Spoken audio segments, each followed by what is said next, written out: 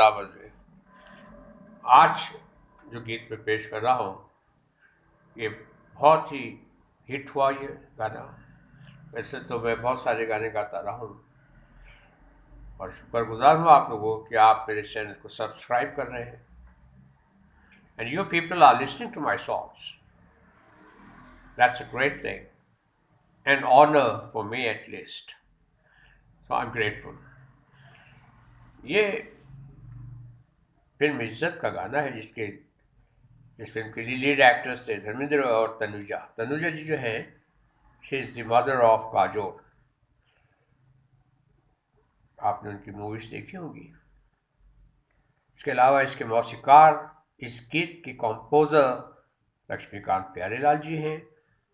और अगर मैं ये कहूँ तो गलत ना होगा कि लक्ष्मीकांत प्यारेलाल जी को जो बॉलीवुड में मुकाम हासिल हुआ, उसमें रफ़ी साहब का बहुत बड़ा योगदान है। अ ग्रेट कॉन्ट्रीब्यूशन रफ़ी साहब has made for this two people, Laxmikant Pyarelal. और इसके गीतकार हैं, लेखक, लिरिसिस्ट जिसको कहते हैं, साहिर लुधियानवी साहब। अब साहिर लुधियानवी साहब के मुतालिक तो जितना कहा जाए वो कम है। He was a great progressive writer, a great poet. और शायद ही कोई सोसाइटी का ऐसा पहलू हो जो उन्हें उजागर ना किया हो, जिस पे उन्हें ना लिखा हो। हर खराब खामियों पर लिखते रहे, सोसाइटी में जो कुछ गलत चीज़ें हो रही हैं उस पर लिखते रहे, और कभी भी खौफ खतर लिखते रहे। अक्सर मैं ये कहता हूँ ना कि पेन इज माइटियर देन सोड। पेन की जो नीब होती है ना, ये बड़ी खतरनाक होती है। इसकी जो तेज़ी होती है वो तलवार से ज़्यादा तेज़ नीब होती है, और इससे जो कुछ लिखा जाता है, शायर साहब गवर्नमेंट को हिला देते थे। और कुछ सब्जेक्ट्स तो ऐसे हैं जिनका जिक्र मैं यहाँ नहीं कर सकता। Very sensitive subjects. अगर उनको आप जानना चाहते हैं तो कोई या तो साहिर पढ़ लीजिए या फिर परछाइयाँ पढ़ लीजिए। आप जान जाएंगे कि वो कौन से ऐसे टॉपिक्स हैं जिन पे उन्होंने लिखा और गवर्नमेंट को उसको देखना पड़ा। जेल भी गए शाहिर साहब, लेकिन टस से मस नहीं हुए। ये वो लोग हुआ करते थे जो कि एक रूल को फॉलो करते थे अपनी लाइफ में। ये बिकते नहीं थे। आजकल जिस तरह से लोग बिक जाते हैं और उनके फेवर में लिखा करते हैं, ये वो लोग नहीं थे। दे वर वेरी डिफरेंट। उन्होंने साम्राज्य के खिलाफ लिखा, उन्होंने जुल्म के खिलाफ लिखा, जंग के खिलाफ लिखा, मजदूरों के लिए लिखा, उनके भलाई के लिए लिखा, और बेशुमार सब्जेक्ट्स जो मैंने कहा ना कि मैं जिक्र नहीं कर सकता। हाँ, उन्होंने शहनशाहों के खिलाफ, बादशाहों के खिलाफ लिखा, और उसकी बुनियादी वजह है, मतलब उनको वो शेर मुझे एक याद आता है। इससे पहले मैं एक बात बताता चलूँ कि शाहिर साहब अपनी ज़िंदगी में कभी भी ताजमहल देखने नहीं गए। ताजमहल से उनको नफरत थी। हालांकि दुनिया ताजमहल से मोहब्बत करती है, उसको देखने के लिए जाती है। और ये लुधियाना एक जगह है, वहाँ पढ़ा करते थे। वो जगह आगरे से ज़्यादा दूर नहीं है। He could have gone there but he didn't, कभी नहीं गए। बल्कि वो शेर है उनका एक शहंशाह ने बनवा के हंसी ताजमहल, हम गरीबों की मोहब्बत का उड़ाया है मजाक। शाहजहाँ के खिलाफ वो कहते थे कि इतनी दौलत, इतने रिसोर्सेस ज़ाया हुए एक मॉन्यूमेंट के बनाने के लिए, एक यादगार चीज़ को बनाने के लिए जो मोहब्बत के लिए। वो कहते थे कि हज़ारों लोग मोहब्बत करते हैं, अब वो ताजमहल तो नहीं बना सकते, उनके पास इतना पैसा नहीं है। और इस आदमी ने जो है वो एक यादगार खड़ी कर दी। बहरहाल ये सारा उनका अपना एक माइंड सेट था, और वो बेहतर तौर पर समझते थे चीज़ों को। अब मैं इस गाने पर आता हूँ। इसको लता जी ने भी गाया है, डुएट में रफ़ी साहब ने भी गाया है। रफ़ी साहब की गायकी में बड़ा कमाल ये कि एक्सप्रेशंस बहुत अच्छे डाला करते थे। तो ये गाना मुलाहिज़ा फरमाइए।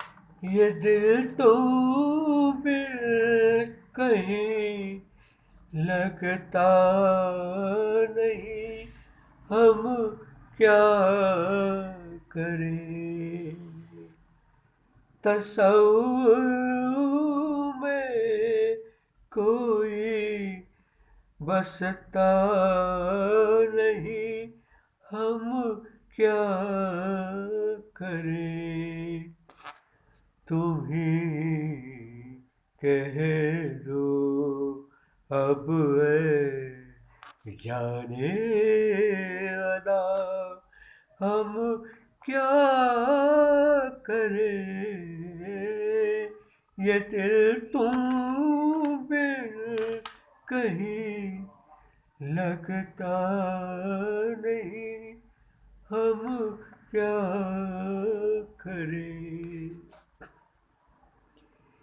किसी के दिल में बस के दिल को तड़पाना नहीं अच्छा, किसी के दिल में बस के दिल को तड़पाना नहीं अच्छा, निगाहों को झलक दे दे के छुप जाना नहीं अच्छा, उम्मीदों के खिले गुलशन को झुलसाना नहीं अच्छा, हमें तो बिन कोई जचता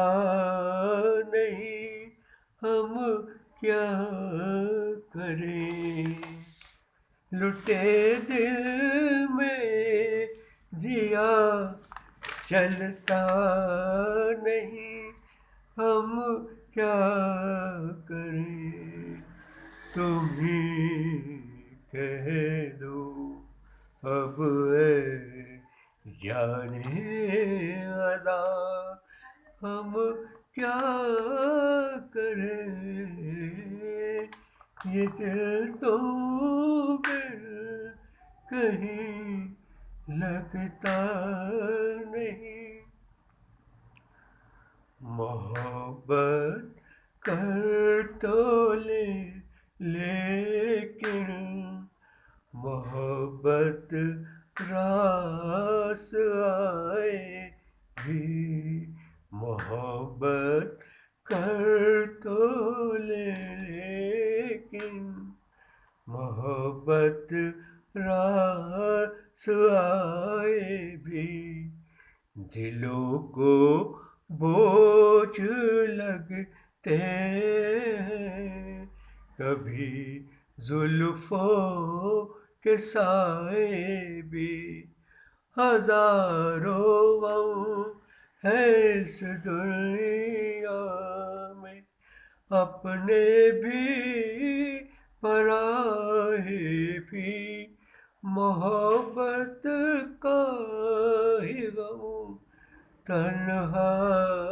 नहीं, हम क्या करें, तुम ही कह दो अब है जाने अदा, हम क्या करें, ये दिल तो बिन कहीं लगता नहीं।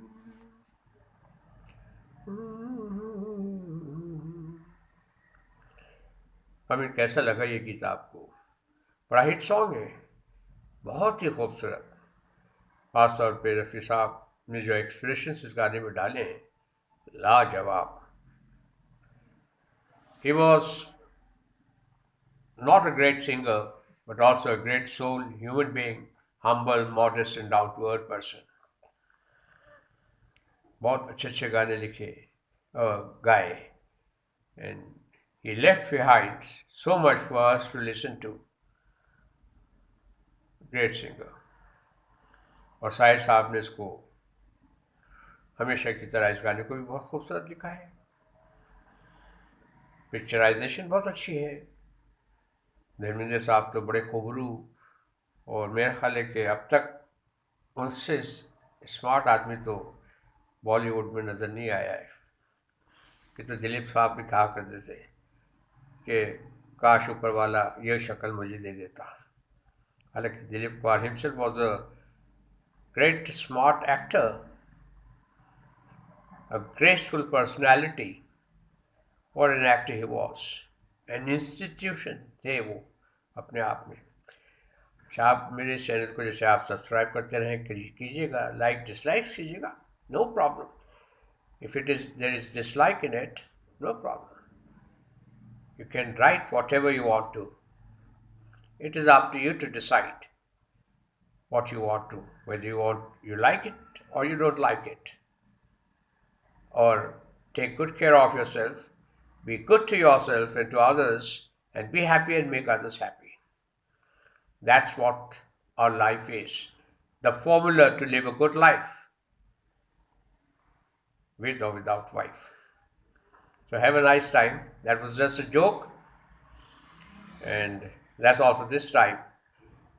Till next time, bye-bye.